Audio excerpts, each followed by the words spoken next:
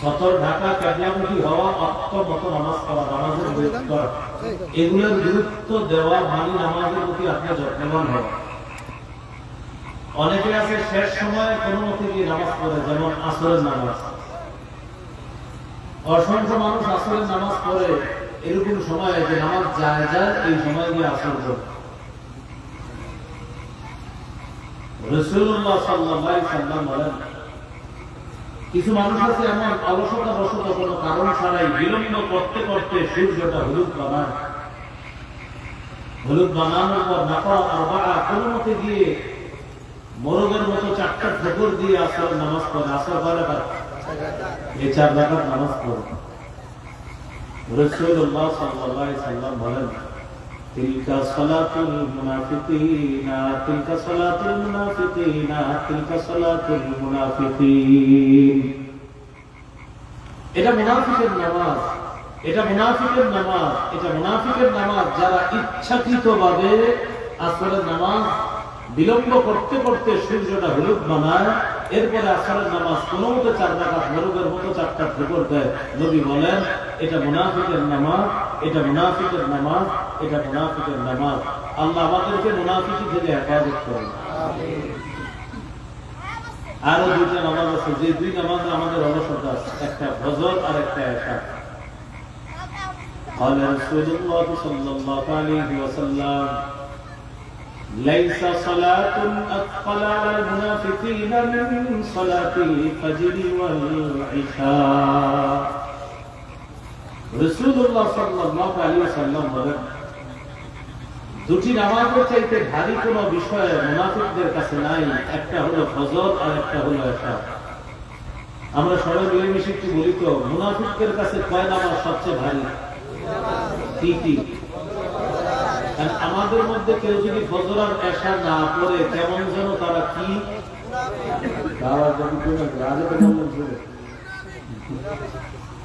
কারণ এখন আওয়াজ কম কেন? আমাদের মধ্যে যদি কেউ না পড়ে ফজর ইশা, ধর বললাম কি আপনি যদি বলেন তার যদি ফজর নাও করেন আর ইশা না করেন, তাও আপনি মুনাফিকের আলামত আপনার মধ্যে আছে, আপনি বললেও আছে না বললেও আছে। অথচ রাসূলুল্লাহ সাল্লাল্লাহু আলাইহি ওয়াসাল্লাম বলেন, মান সাল্লাস সুবহা ফাহুয়া ফি জিম্মাতিল্লাহ। যে ব্যক্তি ফজর বলল সে আল্লাহর জিম্মায় চলে যাবে। قال رسول الله صلى الله عليه وسلم يعقد الشيطان على قافية رأس أحدكم 3 عقد إذا هو نام। তোমাদেরকে যখন ঘুমায় শয়তান তার মাথার খুলির মধ্যে 3টা গিট দেয়। নবীজি বলেন, তোমাদেরকে যখন ঘুমায় শয়তান তার মাথার খুলির মধ্যে 3টা গিট দেয়। ইয়াদরিবু কুল্লা উকদাতিন আলাইকা লাইলুন তাবিল ফারকুদ। প্রতিটা গিট দেওয়ার সময় শয়তান বলে, রাত অনেক লম্বা, তুমি আরো ঘুমাও, রাত অনেক লম্বা, তুমি আরো ঘুমাও, রাত অনেক লম্বা, তুমি আরো ঘুমাও। ইবলিস মন্ত্র কইরা মাথার খুলিতে ঘুরে কয়টা গিট দেয়? 3টা। এটা সহিহ মুসলিমের হাদিস, বিশুদ্ধ হাদিস। এই গিট দেওয়ার সময় মন্ত্র বলে আর বলে, ঘুমাও, আরো ঘুমাও, আরো ঘুমাও, 3টে গিট দিয়ে দেয়। ফজরের সময় যখন বান্দা ঘুম থেকে জাগ্রত হয়, হওয়ার পর যখন আল্লাহর প্রশংসা করে লাগে, আলহামদুলিল্লাহিল্লাযী আহইয়ানা বা'দা মা আমাতানা ওয়া ইলাইহিন নুশুর। বান্দা যখন ঘুম থেকে জাগ্রত হয়, হওয়ার পর যখন আল্লাহর প্রশংসা করে এই দোয়াটা করে, সমস্ত প্রশংসা আল্লাহর। আল্লাযী আহইয়ানা বা'দা মা আমাতানা, যিনি আমাদেরকে মৃত্যু দেওয়ার পর আবার আমাদেরকে জিন্দা করলেন। ঘুম একটা মৃত্যু, এই মৃত্যু থেকে জিন্দা করছে। ওয়া ইলাইহিন নুশুর, এক পর্যায়ে তার কাছেই ফিরে যেতে হবে, তার কাছেই প্রত্যাবর্তন, তার কাছেই উপস্থিত হতে হবে, তার কাছেই হাসর নাসর হবে। এটা যখন বান্দা পরে ঘুম থেকে উঠে ইনহাল্লাত রকদা, সাথে সাথে 3 গিটের এক গিট খুলে যায়। রইল বড় ওয়া ইন তাওয়াক্কা ইনহাল্লাত রকদা, বান্দা যখন ওযু করে সাথে সাথে আরেকটা গিট খুলে যায়। রইল বড়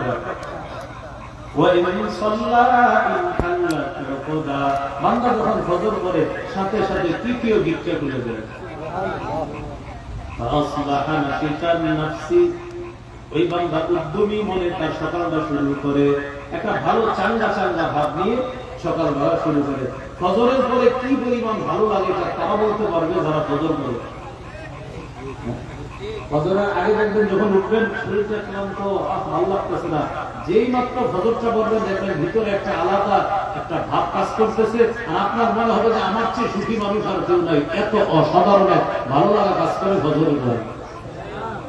এটা ওই ব্যক্তি যে ফজর করবে,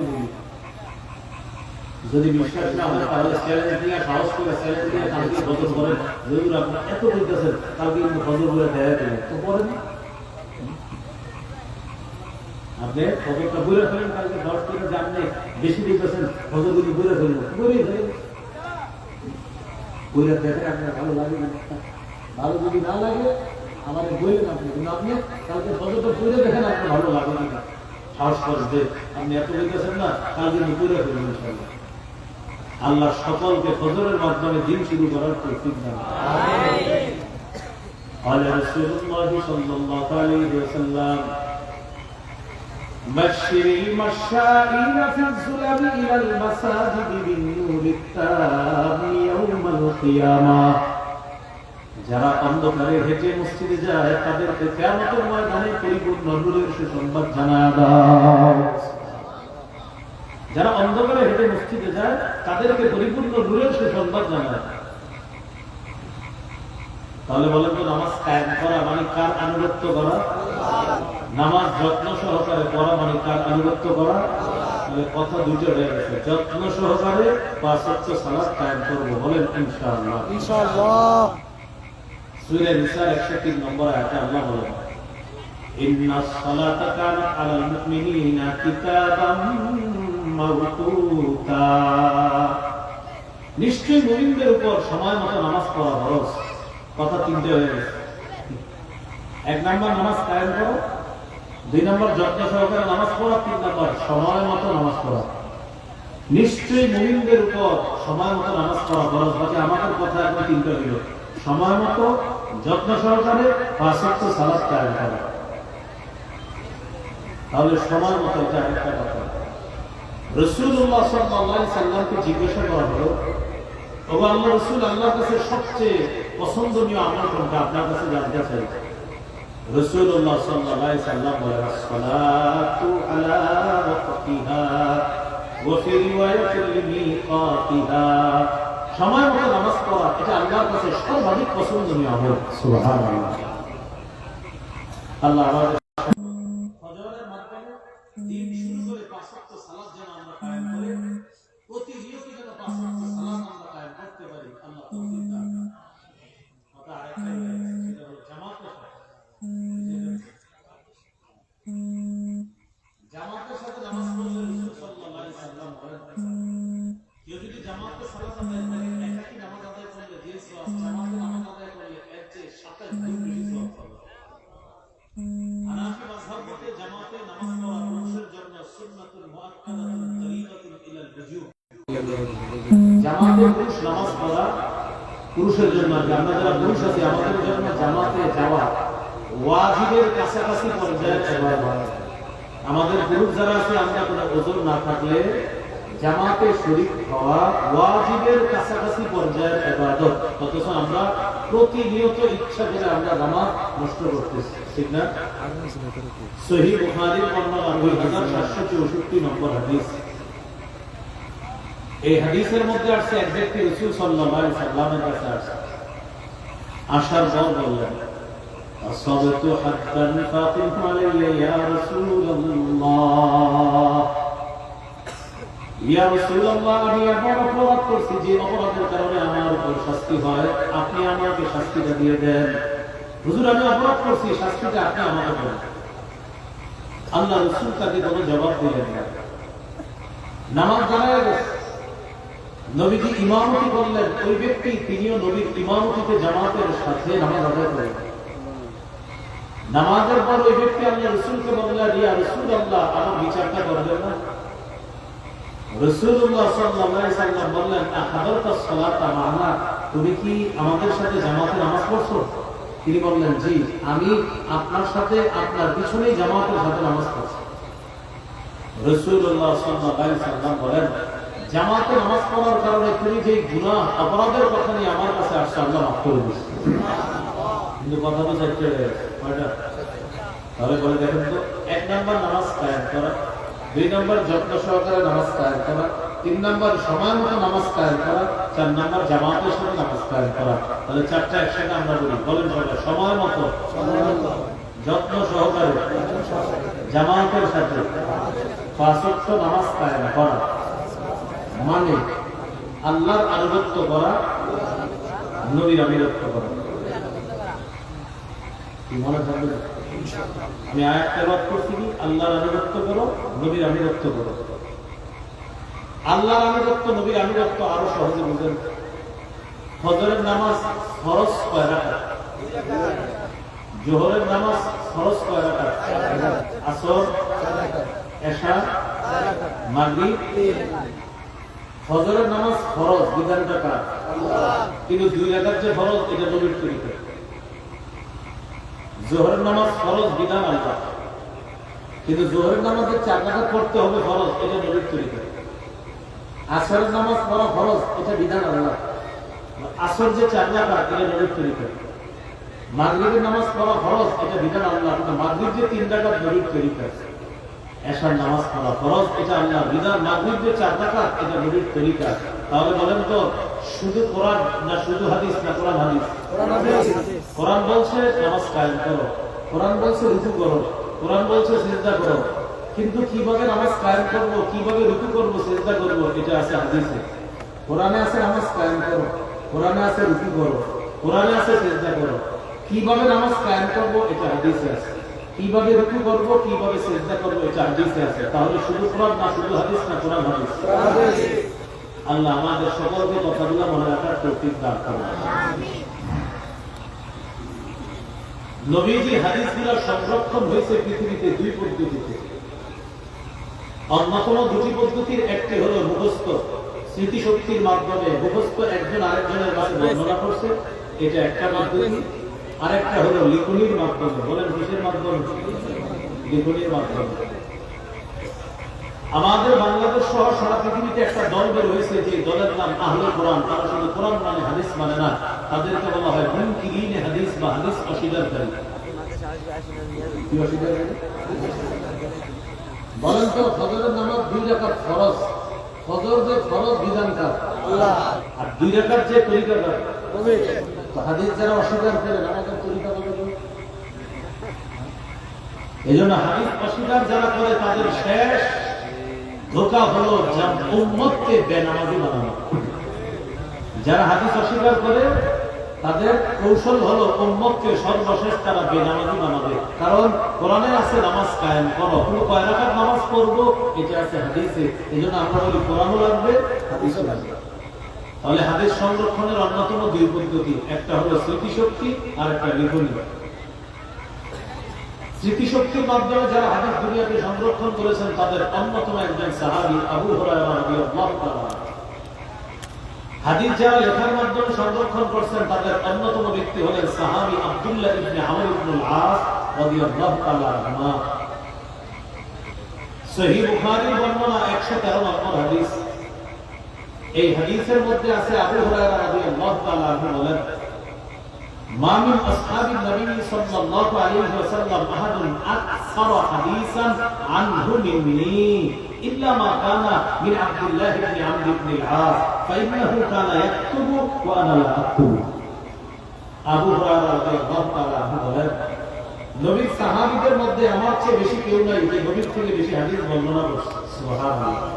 তবে একজন আছে যার কাছে অনেক হাদিস লেখা আছে, তিনি হলেন আব্দুল্লাহ ইবনে আমর ইবনে আল-আস। আবু হুরায়রা রাদিয়াল্লাহু তাআলা আনহু বলেন, ফাইন্নাহু কানা ইয়াকতুবু ওয়া আনা লা আকতুবু। নবীর সাহাবী আব্দুল্লাহ ইবনে আমর হাদিস লিখতেন, আমি হাদিস লিখতাম না। এজন্য তার কাছে অনেক হাদিস আছে, আমি হাদিস লিখতাম না, আমি মুখস্থ বর্ণনা করতাম, আর তিনি হাদিস লিখতেন, তাই তার কাছে প্রচুর হাদিস সংরক্ষণ আছে। বলেন তো বর্তমান দুনিয়াতে আমাদের কাছে হাদিস সংরক্ষণ কিভাবে আছে? এগুলির মাধ্যমে আছে। এটা কি মনে রাখবেন? যারা মুখস্থ হাদিস সংরক্ষণ করছে তাদের জন্য নবী দোয়া করছে। আবার নবী নিজেও হাদিস লেখার অনুমতি দিয়েছে, দিতে আছে। আবু দাউদের 3660 নম্বর হাদিস, এই হাদিসের মধ্যে আছে قال رسول الله صلى الله عليه وسلم نظر الله امرأ سمع منا حديثا فحفظه حتى يبلغا রাসূলুল্লাহ সাল্লাল্লাহু আলাইহি ওয়াসাল্লাম বলেন, ওই ব্যক্তিকে আল্লাহ উজ্জ্বল করেন যেই ব্যক্তি আমার হাদিস শোনার পর মুখস্থ রেখে অন্যের কাছে পৌঁছে দিল, আল্লাহ যেন তাকে উজ্জ্বল করে তাকে আলোকিত করে। আবু দাউদের 2657 নম্বর হাদিস, এই হাদিসের মধ্যে আছে রাসূলুল্লাহ সাল্লাল্লাহু আলাইহি ওয়াসাল্লাম বলেন, নাদারাল্লাহু ইমরান সামি'a মিন্না শাইআন, ওই ব্যক্তিকে আল্লাহ আলোকিত করেন যে আমার থেকে কোনো কিছু শোনার পর ফাবাল্লাহু কামা সামি'a, জিন্নে শুনছে ওইভাবে পৌঁছায় দিয়েছে। সুবহানাল্লাহ।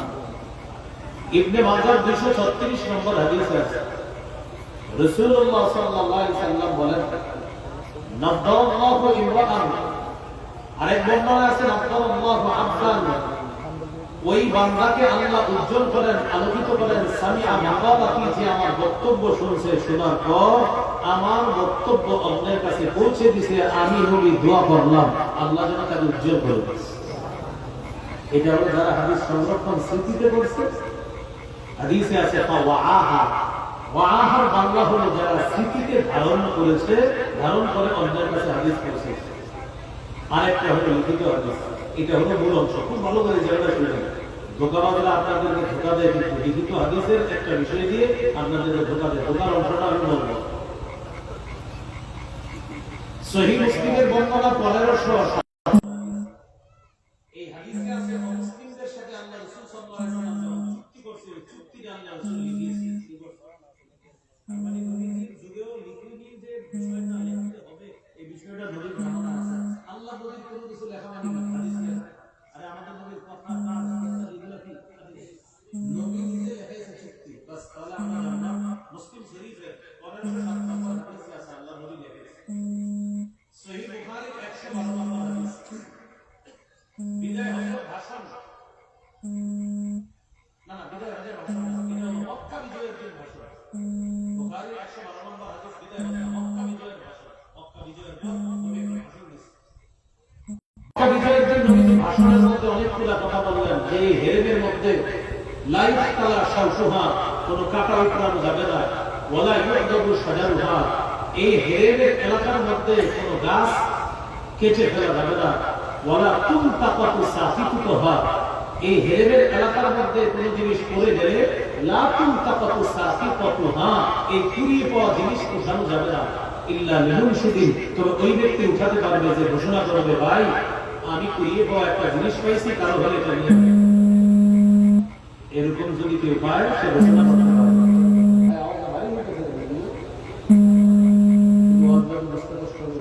এটা একটা গুরুত্বপূর্ণ অংশ।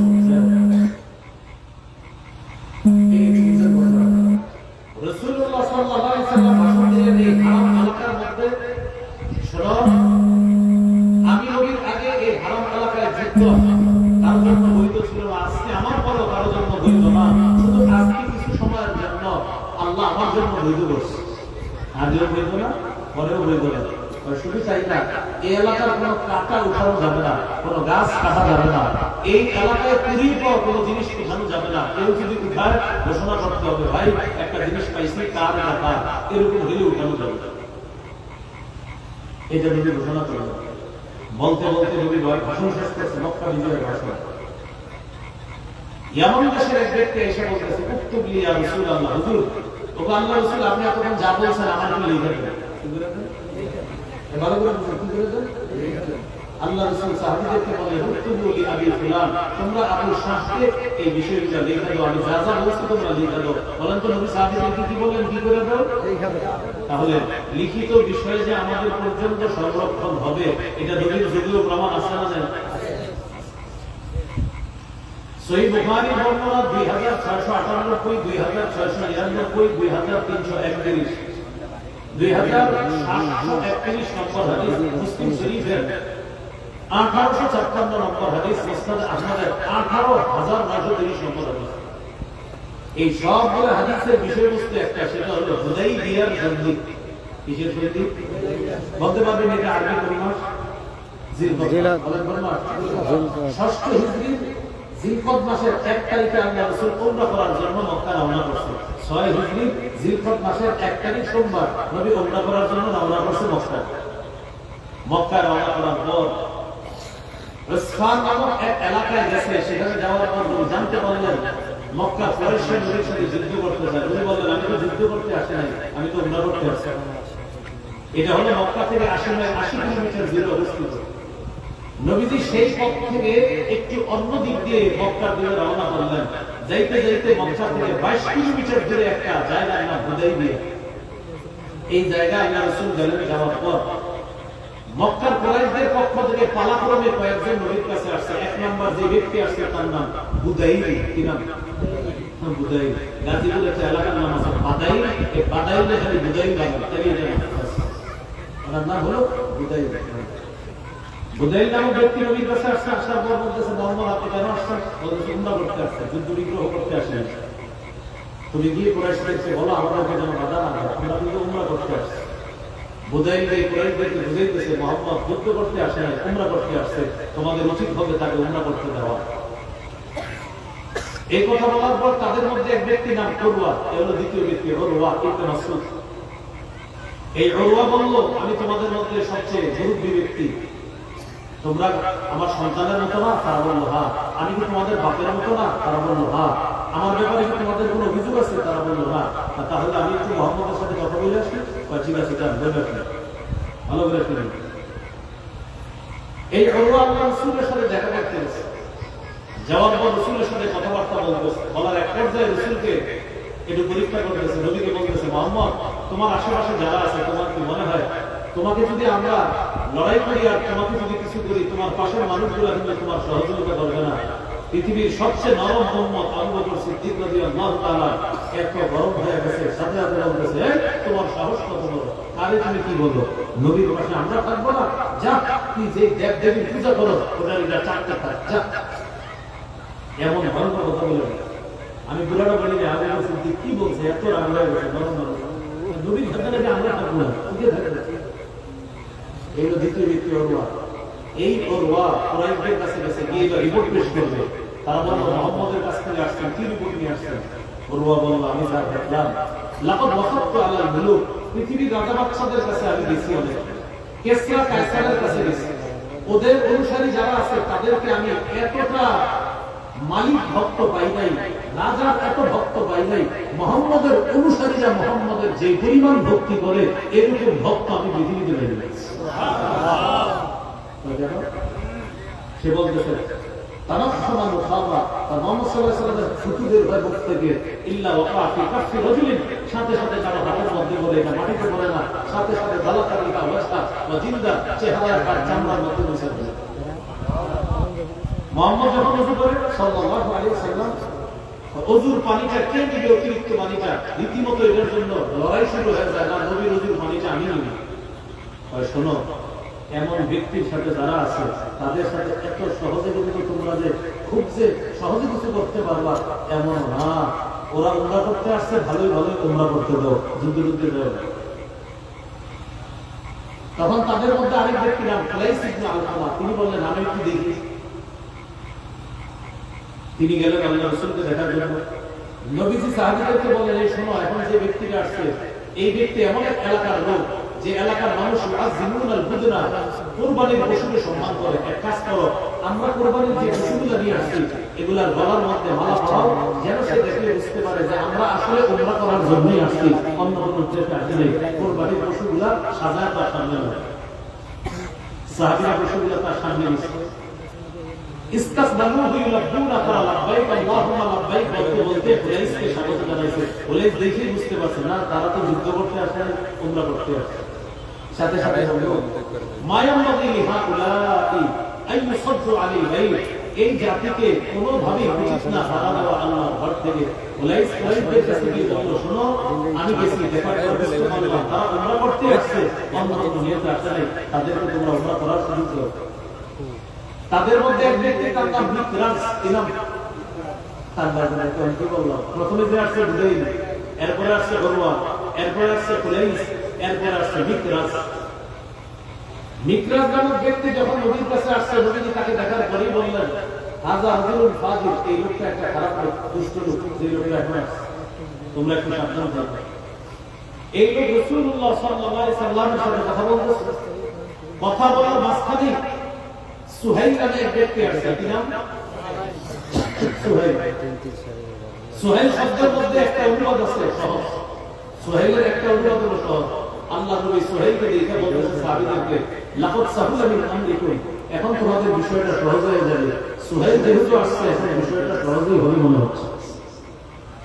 সুহাইল আসার পর বলতেছে, মুহাম্মদ, আপনার সাথে আমরা চুক্তি করতে আসছি, সন্ধি করতে আসছি। নবীজি বলেন, ভালো কথা, তাহলে যুদ্ধ বিগ্রহ হবে না। বলতেছে, না, যুদ্ধ হবে না, তবে কিছু কথা আছে আমাদের। কি কথা? চুক্তিনামা লেখেন। কে লেখবে? এই যে কি বলেন তো, চুক্তিনামা লেখবে। আল্লাহ রাসূল সাল্লাল্লাহু আলাইহি ওয়াসাল্লাম হযরত আলীকে ডাকেন, আলী তুমি লেখো। আলী রাদিয়াল্লাহু তাআলা লেখা শুরু করলেন, বিসমিল্লাহির রহমানির রহিম। সুহাইল বলতেছে, রহমান আবার কি জিনিস? আমরা তো রহমান মানি না, রহমান কাটে না। লেখেন বিসমিল্লাহ আল্লাহুম্মা। সাহাবায়ে কেরাম বললেন, আল্লাহর কসম, রহমান আমরা কাটবো না। নবী বললেন, কাটো। বিসমিল্লাহ আল্লাহুম্মা লেখো। তুমি ধৈর্যের পরিচয় দিচ্ছ। হযরত আলী লেখলেন বিসমিল্লাহ আল্লাহুম্মা। এবার তাদের পক্ষ থেকে 4টা প্রস্তাব দেওয়া হলো।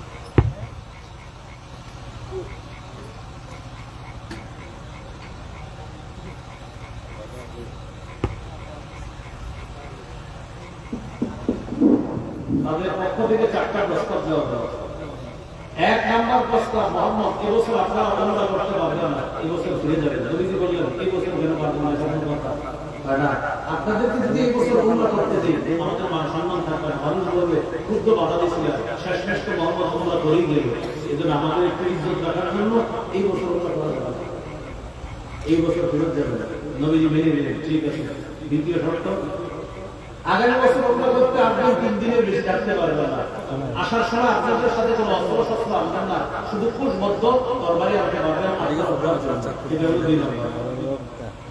3 নাম্বার, আগামী 10 বছর আমাদের মধ্যে কোনো যুদ্ধ হবে না, যুদ্ধ বন্ধ থাকবে। নবী বললেন, খুব সুন্দর প্রস্তাব, সমস্যা নেই। 4 নাম্বার, আমাদের কোনো ব্যক্তি যদি মদিনায় যায়, তাকে ফেরত দিতে হবে, কিন্তু আপনাদের কেউ আসলে আমরা ফেরত দিব না। এটা একটা মাথা কথা। সাহাবায়ে কেরাম পুরো ঠিক আছে, কথা নবী বলে, নবী বলে কথা। সুফিয়ান বলছে, কিছু বলার নয়, মানতে হবে। নবী বলে, ঠিক আছে। যখন নাকি এই ঘটনা চলতেছে, এখনো চুক্তি শেষ হয়ে যায়, ওই মুহূর্তে ওই যে সুহাইল নামক ব্যক্তি, তার একটা ছেলে আবার মুসলমান। সুবহানাল্লাহ। নাম আবু জান্দাল। কি নাম? আবু জান্দাল আছে। শিকল বাঁধা অবস্থায় এসে বলতেছি, রাসূলুল্লাহ, এখনো তো চুক্তি শেষ হয়ে যায়, আমাদের তাড়াতাড়ি বাঁচান, ওরা আমাদের মেরে ফেলবে। আবু জান্দালের বাবা সুহাইল বলল, মুহাম্মদ, আপনার সাথে আমাদের যে চুক্তির প্রথম শর্ত পূরণ হবে, আবু জান্দালের মাধ্যমে করে দিতে পারবে না, ছেলে দিতে পারবে না। নবীজি বলেন, ছেড়ে দেন না, অন্তত আবার থাকবে। কেন? আবু জান্দাল ছাড়েন, একজন সাহাবী সবার সামনে বলতেছি, রাসূলুল্লাহ হুজুর, ওরা আমাকে শেষ করে ফেলবে। নবীজি বলেন, আবু জান্দাল, চিন্তা করো না, ইসবির ওয়াহতাসিব, একটু ধৈর্য ধরো, সওয়াবের আশা করো, একটু অপেক্ষা করো। আল্লাহ নবী কতটা ধৈর্যের পরিচয় দিয়েছে। এবার হযরত আলীকে বললেন, আলী লেখো, হাযা মা কাযা আলাইহি মুহাম্মাদুর রাসূলুল্লাহ। এই চুক্তিনামা সম্পাদন করেছে মুহাম্মদুর রাসূলুল্লাহ, আল্লাহ রাসূল মুহাম্মদ। সুহাইল বলল, রাসূলুল্লাহ বাদে, রাসূলুল্লাহ তো আমরা মানি না, শুধু মুহাম্মদ মানি। লেখো, মুহাম্মদ ইবনে আব্দুল্লাহ, মুহাম্মদুর রাসূলুল্লাহ। এই অংশ লেখা যাবে না। আমরা যদি আপনাকে রাসূলুল্লাহ মানতাম, তাহলে তো আপনাকে বাধা দিতাম না। আপনাকে আমরা রাসূলুল্লাহ মানি না, রাসূলুল্লাহ মানে। হযরত আলী বললেন, ওয়াল্লাহি লা আনফুকা আবাদা, আল্লাহর কসম, রাসূলুল্লাহ এই বাক্য আমি কাটতে পারবো না। নবীজি জানে সাহাবীরা খুব ভালোবাসেন নবীকে। নবী বলেন, আমি কেটে দেব। আলী বললেন, আপনার না। নবী বলেন, আমাদের দেখাই দিচ্ছে। বলে, নবীজি নিজে কেটে দিয়েছে, কেটে দিয়ে রেখেছে মুহাম্মদ ইবনে আব্দুল্লাহ। আমার আপনাদেরকে হিস্ট্রি পুরোটা শোনার উদ্দেশ্য না, যদিও হিস্ট্রিটা অনেক বড় হয়ে গিয়ে, কিন্তু কথা হলো হযরত আলীকে নবীর সামনাসামনি খাইতে নবী কি করেছে বলেন সবাই, কি করছে? বুখারী থেকে আমরা যে লিখিত জিনিসগুলো পাইলাম, কে লেখছে জিনিসগুলো? হযরত আলী নিজে লেখছে নবীর সামনে। তাহলে বলেন লিখিত হাদিস আমাদের জন্য দলিল কি দলিল না? আল্লাহ কথাগুলো মনে রাখার তৌফিক দান করুন। আমিন। তিরমিজির হাদিস 2666 নম্বর হাদিস। এক আনসারী সাহাবী রাসূল সাল্লাল্লাহু আলাইহি সাল্লামের মজলিসে বসে নবীর হাদিস শুনলে তার খুব ভালো লাগলো। একদিন আল্লাহ রাসূলকে বললেন, ইয়া রাসূলুল্লাহ, আপনার মজলিসে বসে হাদিস ভালো লাগে, কিন্তু হাদিসগুলো মুখস্থ রাখতে পারি না। রাসূলুল্লাহ সাল্লাল্লাহু আলাইহি সাল্লাম বললেন, ইস্তাইন বিয়ামিনিক ওয়া আওমা বিয়াদিহি বিল খাত্তি। আল্লাহ নবী বললেন, তুমি ডান হাতের সাহায্য নাও, আর এইভাবে ইশারা করে বললেন তুমি ডান হাতের সাহায্য নাও, আর ইশারায় বললেন তুমি লেখা শুরু করো। তাহলে বলেন তো নবী নিজে কি বললেন? লেখার জন্য বললেন। হাদিসের একটা কিতাব আছে আল মুস্তাদরাক লিল হাকিম, কিতাবের 357 নম্বর হাদিস। এই হাদিসের মধ্যে আছে রাসূলুল্লাহ সাল্লাল্লাহু আলাইহি সাল্লামের সাহাবী আব্দুল্লাহ ইবনে আমর ইবনে আল-আস, তিনি তো নবীর হাদিস লিখেছেন। কুরাইশরা তাকে বলল, আব্দুল্লাহ তুমি নবীর কথা লেখো। নবী রাগ করে, আবার নবী কখনো খুশির অবস্থায় থাকে, তুমি তার রাগের কথাও লেখো, আবার খুশির কথা লেখো। এটা কেমন কথা? রাগের সময় যে কথা বলে এই কথাগুলো তুমি লেখো কেন?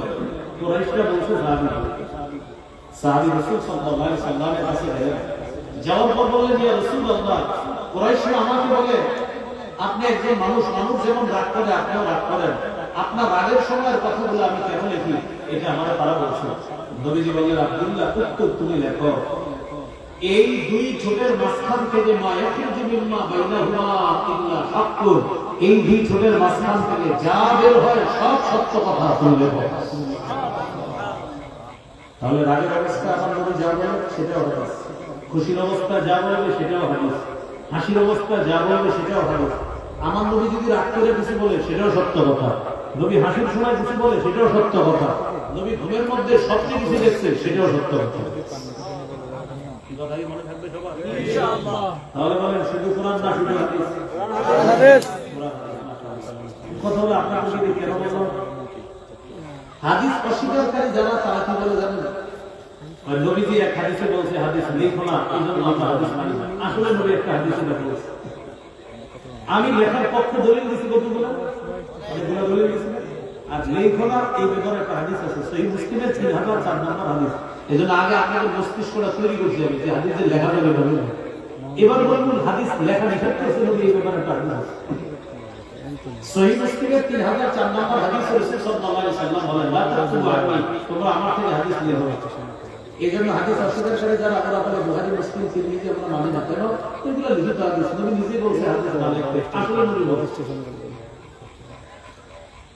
কিন্তু হাদিসের আরেকটা অংশ আছে, দুর্নীতিবাজরা ওই অংশটা বলে না। নবী বলেন, ফামান কাতাবা আন্নী গায়রাল কুরআন ফালইয়ামকুর, যারা আমার কাছ থেকে কোরআনের সাথে যারা হাদিসও লেখছো, হাদিসটা মুছে দাও, শুধু কোরআনটা রাখো।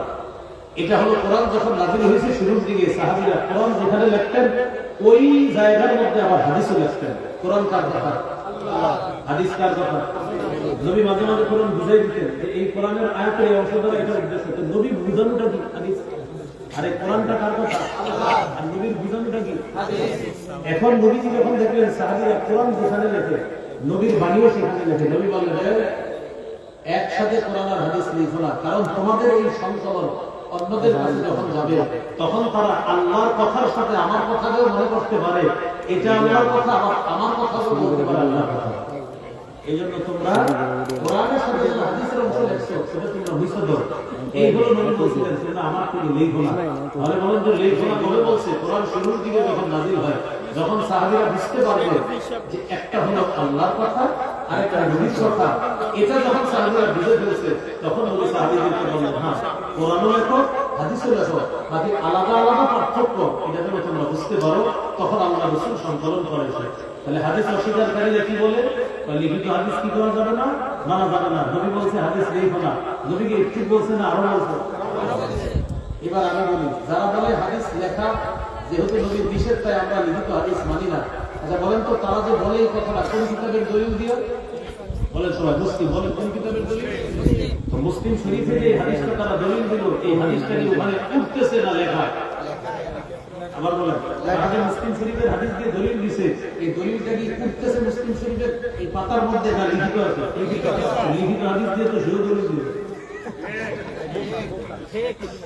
আসলে আপনাদেরকে এটাও যদি আপনাদেরকে এতগুলো বলছি, ওদেরকে তো আমি এতগুলো বলি না, যারা হাদিস অস্বীকার করে, যারা নাকি ফেতনাবাজ, ওদেরকে তো আপনার 1-2 মিনিটের বেশি সময় দেওয়া যাবে না। আপনাদের 30 সেকেন্ডের মধ্যে মুখ বন্ধ। যেমন ওরা যদি বলে যে লিখিত হাদিস মানা যাবে না, আমি যদি বলি দলিল কি, বলি মুসলিম শরীফের হাদিস, যদি বলি মুসলিম শরীফের হাদিস নাকি উঠতেছে না লিখিত, বলবে আমি এটা চিন্তা করি এটা হলো মুখ বন্ধ। কি বন্ধ? যদি আপনাদেরকে আমি বলেছি লম্বা সময় আসলে লিখিত হাদিস মানতে হবে, অনেকগুলো দলিল আছে পক্ষে। আমরা তো হাদিস অস্বীকারকারী দল না, তাই আমরা আপনাদেরকে সামান্য বলি না, আমরা তো আল্লাহ রাসূলের মৌখিক হাদিস মানি, লিখিত হাদিস মানি, ঠিক না? তাহলে আতিউল্লাহ ওয়া আতিউর রাসূল, আল্লাহ মানো, নবী মানো। তাহলে আল্লাহ মানো, কোরআন মানো, নবী মানো, হাদিস মানো। শুধু কোরআন না, শুধু হাদিস না, কোরআন হাদিস। এই হলো আতিউল্লাহ ওয়া আতিউর রাসূল। আল্লাহ আনুগত্য করো, নবীর আনুগত্য করো, মানে নবীর তরিকা অনুযায়ী কাজটা। এবার আপনাদের মাঝে প্রশ্ন হবে, আপনারা মাঝে মাঝে বলেন ইসলামী শরীয়তের দলিল নাই 4টা, এখন তো বললেন 2টা। এটা হলো আরেক ফতোয়াবাজদের। তাহলে কোরআন হাদিস পাইলাম, দলিল আমরা বলি কয়টা? বলছি কয়টা? বলি কয়টা? আজকে বলছি কয়টা? 3 নম্বর দলিলের নাম ইজমা। বলেন 3 নম্বর দলিলের নাম কি? ইজমা। এখন আমার প্রশ্ন করে, হুজুর ইজমা যে মানতে হবে এটা কই আছে? বলেন, আমার জিজ্ঞাসা করেন, বলেন এটা কোরআনে আছে। বলেন কই আছে? কোরআনে আছে। ইজমা মানা মানিও কি মানা? কোরআন মানা। বলেন ইজমা মানা মানিও কি মানা? কোরআন মানা। এখন কথাটা কোথায় আছে? কোরআনের সূরা নিসার 152 নম্বর আয়াত।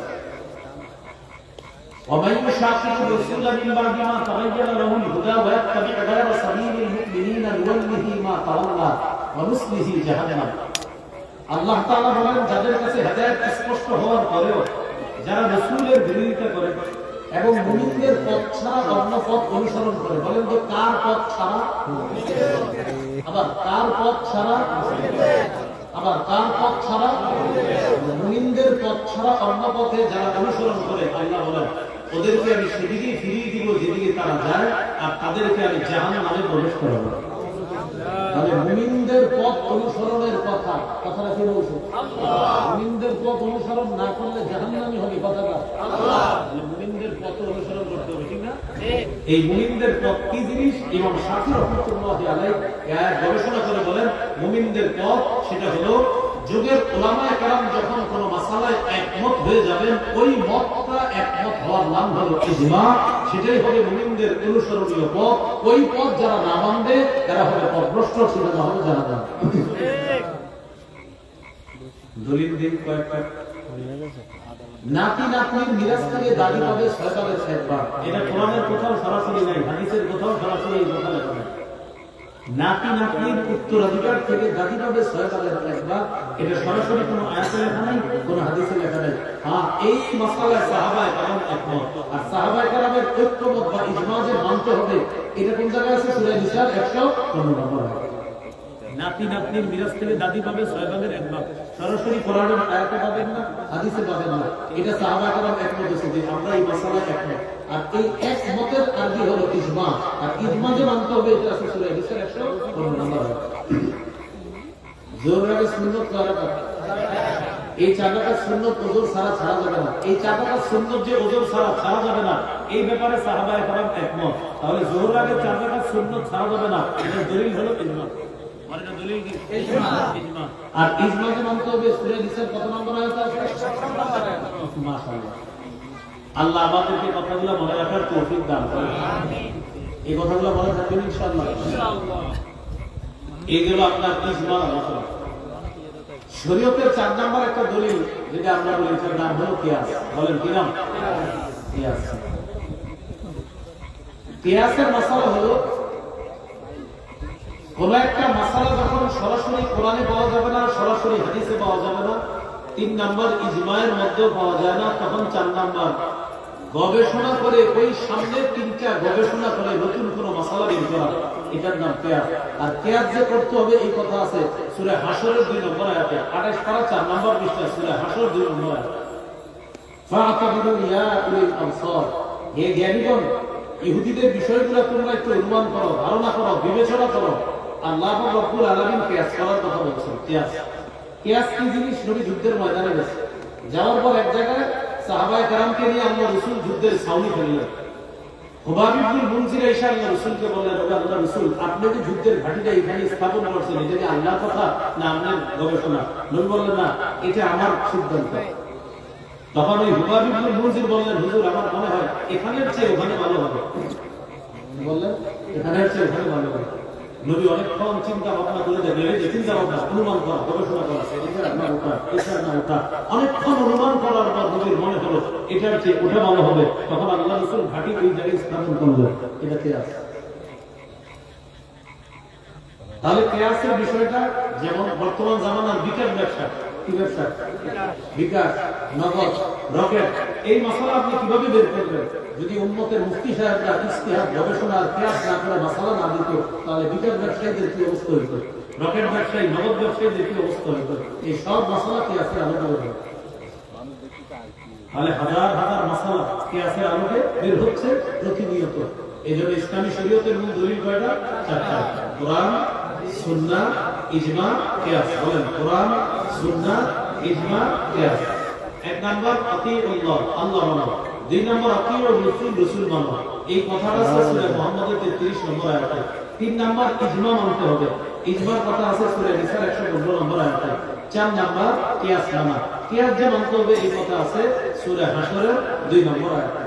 এই 4 দলিলের আলোকে ইসলামী শরীয়তটা মানা লাগবে। আল্লাহ আমাদেরকে মানার তৌফিক দান করেন। মূল কথা আসা, আল্লাহর আনুগত্য করা। সেখানে বলেছিলাম আল্লাহর আদেশগুলো মানা, আল্লাহর নিষেধ থেকে বেঁচে থাকা। এখন আসলে আল্লাহর নিষেধাজ্ঞা বিষয়গুলো কি একটু মন দিয়ে শুনি আমরা। 7 নম্বর পর 2 নম্বর পৃষ্ঠা সূরা মাইদার 90 নম্বর আয়াতে আল্লাহ বলেন, ইয়া আইয়ুহাল্লাযীনা আমানু ইন্নামাল খামরু ওয়াল মাইসিরু ওয়াল আনসাব ওয়াল আজলামু রিজসুন মিন আমালিশ শাইতান। হে ঈমানদারগণ, নিশ্চয়ই মদ, জুয়া, মুসলমানের জন্য দেবদেবী, মুসলমানের জন্য ভাগ্য নির্ণায়ক সব, এগুলো হলো নাপাক। আপনারা শুধু বলবেন নাপাক, বলেন তো মদ নাপাক, বলেন মদ নাপাক, জুয়া নাপাক, মুসলমানের জন্য দেবদেবী নাপাক, ভাগ্য নির্ণায়ক সব নাপাক। আর নাপাক জিনিস মুসলমানের জন্য গ্রহণীয় না বর্জনীয়? আল্লাহ আমাদেরকে বর্জনীয় জিনিসগুলো বর্জন করার তৌফিক দান করেন। শুধু মদের অংশটা বলি। মদের কথা বললে অনেকে ভাবে কি গাঁজাখুর যারা আছে তারা ভাবে যে মনে হয় সবকিছু নিষেধ না। তাহলে মদ দ্বারা যত মাদক দ্রব্য আছে সব কিন্তু নিষিদ্ধ। ইয়াবা, বাবা, গাঁজা, হেরোইন, ফেন্সিডিল যা আছে সব নিষিদ্ধ। আল্লাহ আমাদের সকলকে এই মাদক থেকে যেন আমরা বেঁচে থাকতে পারি, আল্লাহ তৌফিক দান করেন। আমিন। আমরা যারা দাঁড়িয়ে আছি ইনশাআল্লাহ দাঁড়িয়ে থাকবো, কারণ ওই মাঠে অনেক পানি আছে, এই জন্য আপনারা বসে নেই। আপনাদের জন্য দোয়া করতেছি। আল্লাহ যারা দাঁড়িয়ে আছেন তাদের জন্য যারা খায়ের দান করেন, যারা বসে আছেন আপনাদের কষ্ট হচ্ছে জানি, আর নিচ থেকেও পানি করতেছে, এই জন্য আল্লাহর জন্য একটু কষ্ট করেন। ইনশাআল্লাহ জিয়ারি সাহেব আলোচনা করবেন খুব সুন্দরভাবে। আপনাদেরকে ইনশাআল্লাহ উনি বিভিন্ন ভাবে আপনাদের যেন জান্নাত এবং জাহান্নামের বিষয়গুলো আখিরাতের স্মরণ যেন আপনাদের বেশি হয়, এই বিষয়ে সাধারণত জিয়ারি সাহেব আলোচনা করে থাকেন। আশা করি এই জাতীয় পড়াকে আজকেও পাবেন ইনশাআল্লাহ। আল্লাহ আমাদের সকলকে এতক্ষণ যে কথাগুলো বললাম, আল্লাহকে